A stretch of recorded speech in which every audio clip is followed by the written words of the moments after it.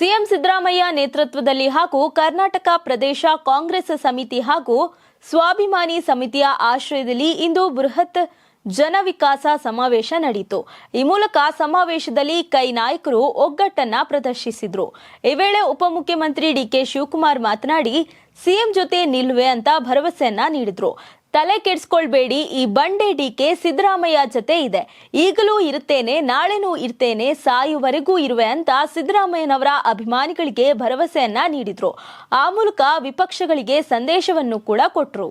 CM Siddaramaiah ನೇತೃತ್ವದಲ್ಲಿ ಹಾಗೂ ಕರ್ನಾಟಕ ಪ್ರದೇಶ ಕಾಂಗ್ರೆಸ್ ಸಮಿತಿ ಹಾಗೂ ಸ್ವಾಭಿಮಾನಿ ಸಮಿತಿಯ ಆಶ್ರಯದಲ್ಲಿ ಇಂದು ಬೃಹತ್ ಜನವಿಕಾಸ ಸಮಾವೇಶ ನಡೆಯಿತು. ಈ ಮೂಲಕ ಸಮಾವೇಶದಲ್ಲಿ ಕೈ ನಾಯಕರು ಒಗ್ಗಟ್ಟನ್ನ ಪ್ರದರ್ಶಿಸಿದ್ರು.